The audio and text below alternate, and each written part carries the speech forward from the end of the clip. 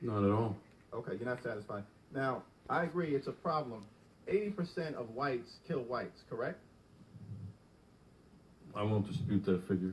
Okay, actually, it's 83%. Now, is white on white violence a problem in America that we should also have a robust discussion about?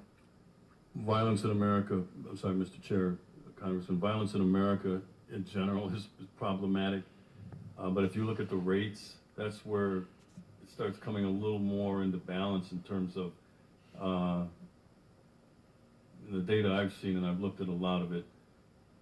The white-on-white crime does happen, 80% figure you put out there. But when you look at the rates of it, these two are not even close. Right, the rates are roughly equivalent in terms of the context of people who live next to each other, and because of housing segregation patterns, or just where people tend to live in America, ethnic violence tends to occur, racial violence within the same group. And so elevating it beyond that fact, I think, is irresponsible. We all want to deal with the black-on-black violence problem. Now, it was mentioned that there's a cooperation issue in the black-on-black violence context.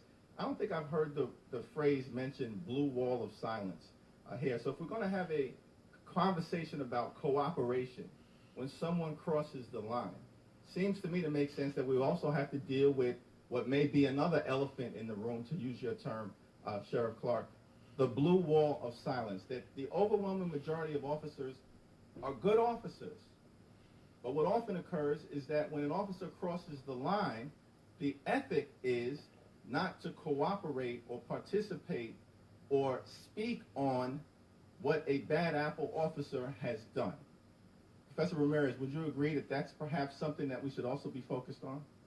I think it's a... But Sheriff Clark, you also mentioned that, the use of force should be examined in terms of factual data and not an emotional foundation of false narratives. Is that correct? Did I get your testimony correct in that regard? Mr. Chair, Congressman, yes. Okay.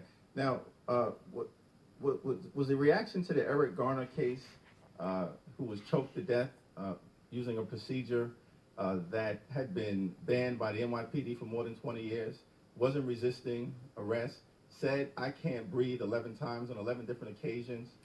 There was no response by all of the police officers who were there. Was that a false narrative that people in the city of New York and the country are reacting to, sir? Mr. Chair, Congressman, first of all, he wasn't choked to death, not from the report that I had seen out of the grand jury testimony, and even from the medical examiner's report. He wasn't choked to death. The medical examiner ruled the death a homicide by asphyxiation. In the ghetto, that's called being choked to death, sir. Well, we're going to have this discussion later on then about the facts, because we could be here for a while. My understanding is he died of a heart attack, okay? So, but anyway, you said that he wasn't resisting arrest. He was resisting arrest. He was told that he was under arrest and put his hands behind his back, and he wouldn't do so. And that's why I put in my remarks here the reference from Thomas Sowell about when law enforcement officers tell someone they're under arrest and they can't use force to execute that arrest. We don't have the rule of law when it's merely a suggestion for them that they're going to jail or to put their hands behind their back. Those are behaviors, like in the instance of Mike Brown in Ferguson, Missouri, where some different choices by the individual could have helped the situation. In other words, Mike Brown was just simply told to get out of the street.